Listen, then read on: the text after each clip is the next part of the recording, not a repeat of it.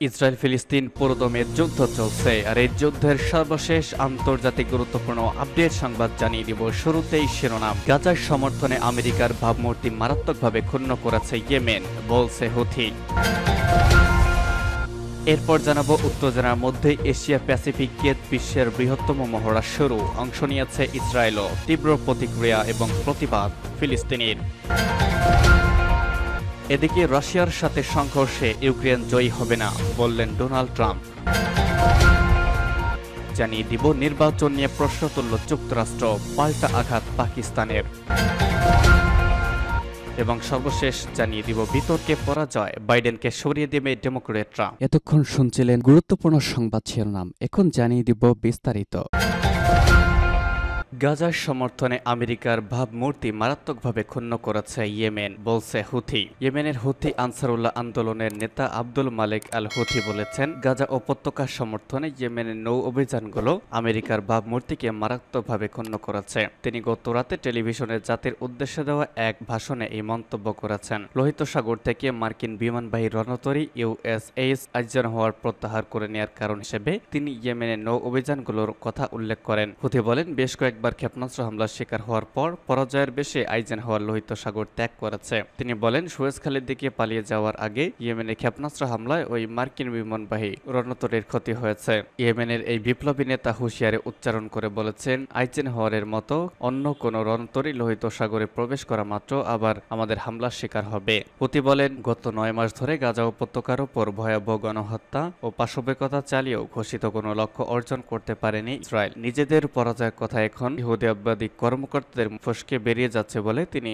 উল্লেখ করেছেন। গাজা উপত্যকার জন্য একটি দাবিদার সরকার গঠন করে সেখানকার মানুষের উপর তা চাপিয়ে দেওয়ার যে চেষ্টা ইসরায়েল শুরু করে আসছে তা গাজাবাসী মেনে নেয়নি বলে আব্দুল মালিক আল হুথি উল্লেখ করেছেন। লেবানন ইসরায়েল সীমান্ত পরিস্থিতি নিয়েও কথা বলেছেন হুথি আনসারুল্লাহ নেতা। তিনি বলেছেন, লেবাননে আগ্রাসন চালালে ইসরায়েল এমন পরিস্থিতির শিকার হবে যা সে কোনোদিন কল্পনাও করেনি।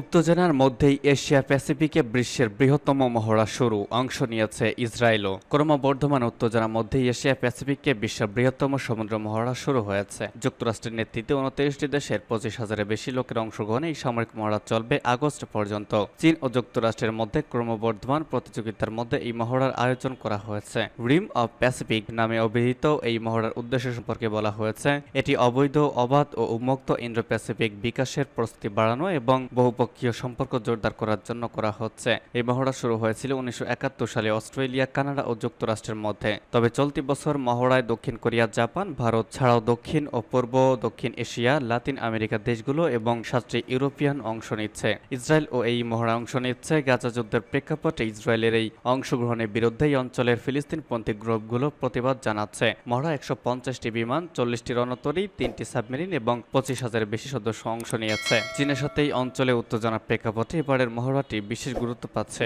একদিকে যুক্তরাষ্ট্র এশিয়া প্যাসিফিক অঞ্চলের বিভিন্ন দেশের সাথে নতুন নতুন প্রতিরক্ষা চুক্তি করছে, অন্যদিকে তার সামরিক সক্ষমতা বাড়াচ্ছে। আবারও চীন তাইওয়ানকে ঘিরে তার সামরিক মহড়া বাড়িয়েছে। বিরোধপূর্ণ দ্বীপগুলোতে ফিলিপাইনের সাথে সংঘাতে লিপ্ত হচ্ছে। তাছাড়া রাশিয়াও এই অঞ্চলে আগের চেয়ে বেশি সক্রিয় হচ্ছে। গত 2 মাসে রুশ প্রেসিডেন্ট ভ্লাদিমির পুতিন চীন, উত্তর কোরিয়া এবং ভিয়েতনাম সফর করেছেন। তিনি এসব দেশের কাছ থেকে ইউক্রেনের যুদ্ধের ব্যাপারে পূর্ণ সহযোগিতা কামনা করেছেন। তাছাড়া উত্তর কোরিয়ার সাথে তিনি যে প্রতিরক্ষা চুক্তি করেছেন তা অর্থনৈতিক, রাজনৈতিক ও সামরিক সহযোগিতার নতুন ক্ষেত্রে সূচনা করতে পারে। এদিকে এই মহড়ার মাত্র কয়েকদিন আগেই যুক্তরাষ্ট্র কৌশলগত বোমা মহড়া সম্পন্ন করেছে। কোরিয়ান উপদ্বীপে পরমাণু চালিত বিমানবাহী রণতরী পাঠিয়েছে। তাইওয়ানের যুদ্ধ মহড়া চালিয়েছে।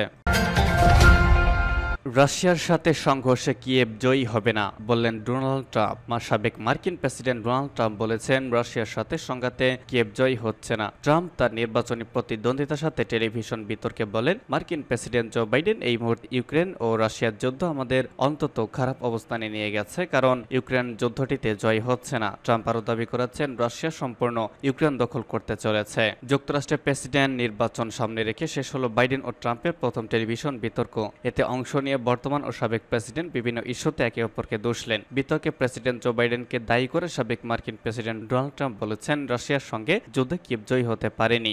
স্থানীয় সময় গতকাল বাংলাদেশ সময় শুক্রবার আজ সকাল 7টায় বিতর্ক অনুষ্ঠিত হয়েছে। বিতর্কের আয়োজন করে CNN ওবিসি। বাইডেন বিশ্বকে নতুন যুদ্ধের দ্বারপ্রান্তে নিয়ে যাচ্ছেন বলে অভিযোগ করেছেন ডোনাল্ড ট্রাম্প। তিনি বলেছেন, আমি যদি প্রেসিডেন্ট থাকতাম তাহলে রাশিয়া ইউক্রেনে হামলা করত না। জো বাইডেন এই মুহূর্তে ইউক্রেন এবং রাশিয়ার সম্পর্ক এমন খারাপ অবস্থানে নিয়ে গেছেন তার কোনো সমাধান সম্ভব না। ইউক্রেন এই যুদ্ধে জয়ী হয়নি, রাশিয়া তাদেরকে জয়ী হতে দিবে না বলেও জানিয়েছেন সাবেক এই মার্কিন প্রেসিডেন্ট। একই সময় ট্রাম্প আরো বলেছেন, বর্তমান যে পরিস্থিতি তাতে রাশিয়া দিনে দিনে সম্পূর্ণ ইউক্রেন দখল করতে চলেছে। এছাড়াও তাদের আলোচনায় বিশেষ গুরুত্ব পেয়েছে অভিবাসন, চীনের সঙ্গে বাণিজ্য যুদ্ধ ও দুই নেতার বয়স। তাছাড়া বিতর্কের এক পর্যায়ে তৃতীয় বিশ্বযুদ্ধের আশঙ্কা নিয়ে একে অপরকে দোষলেন ডেমোক্র্যাট ও রিপাবলিকান দলের এই দুই প্রার্থী। এর জবাবে বাইডেন বলেছেন, ট্রাম্প তৃতীয় বিশ্বযুদ্ধ চায়। বিতর্কে বাইডেনের কাছে প্রশ্ন রাখা হয়, যুক্তরাষ্ট্রের সীমান্ত সংকটে কেন ভোটাররা তার উপর আস্থা রাখবেন। জবাবে বাইডেন বলেন, মার্কিন কংগ্রেসে একটি দ্বিদলীয় সীমান্ত বিল পাশ করার জন্য তার প্রশাসন অনেক চেষ্টা করেছে। নির্বাচন নিয়ে প্রশ্ন তুলল যুক্তরাষ্ট্র, পাল্টা আঘাত পাকিস্তানের। পাকিস্তানের জাতীয় নির্বাচনে বিশ্বাসযোগ্যতা নিয়ে প্রশ্ন তুলেছে যুক্তরাষ্ট্র। এমনকি এই বিষয়ে মার্কিন হাউস অব রিপ্রেজেন্টেটিভস একটি প্রস্তাবও পাশ করেছে। এই ঘটনায় ক্ষুব্ধ প্রতিক্রিয়া জানিয়েছে পাকিস্তান। যুক্তরাষ্ট্র সমালোচনা করার পাশাপাশি দেশটি পাকিস্তানের অভ্যন্তরীণ বিষয়ে হস্তক্ষেপ বা নাক গলানোর করার চেষ্টা করছে বলেও দাবি করেছে ইসলামাবাদ। আজ এক প্রতিবেদনী তথ্য জানিয়েছে সংবাদ মাধ্যম আল জাজিরা। প্রতিবেদনে বলা হয়েছে, মার্কিন হাউস অব রিপ্রেজেন্টেটিভস চলতি বছর ফেব্রুয়ারিতে পাকিস্তানে অনুষ্ঠিত হওয়া সাধারণ নির্বাচনে বিশ্বাসযোগ্যতা নিয়ে প্রশ্ন উত্থাপন করেছে একটি প্রস্তাব পাশ করেছে। এর কয়েক ঘন্টা পরই যুক্তরাষ্ট্রকে নিজেদের অভ্যন্তরীণ বিষয়ে হস্তক্ষেপ করার চেষ্টা করার অভিযোগ করেছে দক্ষিণ এশিয়ার এই দেশটি। যুক্তরাষ্ট্রের প্রতিনিধি পরিষদে পাশ হওয়া প্রস্তাবটিতে পাকিস্তানি নির্বাচনে কথিত অনিয়মের বিষয়ে পূর্ণাঙ্গ ও স্বাধীন তদন্তের আহ্বান জানানো হয়েছে। সাবেক প্রধানমন্ত্রী ইমরান খানের পাকিস্তান তেহরিক ইনসাফ পিটিআই পার্টিও নির্বাচনে তাদের জয়নকে নস্যাৎ করার জন্য কারচুপি করা হয়েছিল বলে অভিযোগ করেছে। পাকিস্তান পররাষ্ট্রমন্ত্রীর মুখপাত্র মমতাজ জাহারা বালোচ গত বুধবার বলেছেন, পাকিস্তান গঠনমূলক আলোচনা এবং সংশ্লিষ্টতায় বিশ্বাস করে, তবে এই জাতীয় সিদ্ধান্তগুলো গঠনমূলক বা উদ্দেশ্যমূলক নয়। তিনি আরো বলেছেন, আমরা বিশ্বাস করি এই বিশেষ রেজলিউশনের সময় এবং প্রেক্ষাপট আমাদের দ্বিপাক্ষিক সম্পর্কের ইতিবাচক গতিশীলতার সাথে ভালোভাবে সামঞ্জস্যপূর্ণ নয় এবং পাকিস্তানের রাজনৈতিক পরিস্থিতি এবং নির্বাচনী প্রক্রিয়া সম্পর্কিত অসম্পূর্ণ বোঝাপড়া থেকে উদ্বৃত্ত হয়েছে। এদিকে পাকিস্তানের প্রতিরক্ষামন্ত্রী খাজা আসিফও এই প্রস্তাবের সমালোচনা করেছেন এবং ইঙ্গিত দিয়েছেন, এই বছরের শেষের দিকে যুক্তরাষ্ট্রের নিজস্ব আসন্ন নির্বাচনের স্বচ্ছতা নিশ্চিত করার জন্য দেশটিকে আরও বেশি কিছু করতে হবে। বুধবার এক টেলিভিশনে বা টিভি সাক্ষাৎকারে তিনি বলেছেন, পাকিস্তানের অভ্যন্তরীণ বিষয়ে হস্তক্ষেপ করার কোনো অধিকার যুক্তরাষ্ট্রের নেই। সর্বশেষ জানিয়ে দিব, বিতর্কে পরাজয়, বাইডেনকে সরিয়ে দেবে ডেমোক্রেটরা। মার্কিন প্রেসিডেন্ট নির্বাচনে ডোনাল্ড ট্রাম্পের সাথে প্রথম বিতর্কে জো বাইডেনের খারাপ পারফরম্যান্সের খোঁজ তার দলের সদস্যরাই হতাশ হয়ে পড়েছেন। কেউ কেউ তাকে সরিয়ে নভেম্বরের নির্বাচনের জন্য অন্য কাউকে প্রার্থী করার কথা বলছেন। যুক্তরাষ্ট্রের বিবিসির স্পেশাল করেসপন্ডেন্ট টে ইউক লিখেছেন, এবারের বিতর্কের ফরম্যাট ছিল আমেরিকানদের জন্য তুলনামূলক ভালো, তবে সঞ্চালকরা তথ্যের সত্যতা যাচাইয়ের চেষ্টা করেননি এবং এটা ছিল জো বাইডেনের জন্য একটি খারাপ রাত। তার অনেক জবাবই পরিষ্কার ছিল না, তাকে বয়স্ক মনে হচ্ছিল, তবে বিতর্কের দ্বিতীয় ধাপ তার জন্য কিছুটা ভালো ছিল এবং তিনি কিছুটা শক্তি পেয়েছিলেন, তবে এটা হতে অনেক দেরি হয়ে গিয়েছিল। রিপাবলিকান ও ডেমোক্র্যাটদের যারা মনোযোগ যে বিতর্ক দেখেছেন তারা অনেকেই তাদের প্রতিক্রিয়া দেখিয়েছেন। সাবেক ডেমোক্র্যাট কংগ্রেসম্যান স্টেফাইন মার্ফি বলেছেন, কিছু মুহূর্ত ছিল যেখানে বাইডেন তার বয়স তুলে ধরেছেন, তাকে বোঝাটা কষ্টসাধ্য ছিল, কিন্তু অন্যদিকে তার মতে ডোনাল্ড ট্রাম্প কিছু মন্তব্য করেছেন যা সত্যি নয় এবং এগুলো সত্যতা যাচাই করা উচিত। তিনি বলেন, তার উদ্বেগের জায়গা হলো নির্বাচনে ফল গ্রহণ করবেন কিনা তা বলতে ডোনাল্ড ট্রাম্প অনীহা দেখিয়েছেন।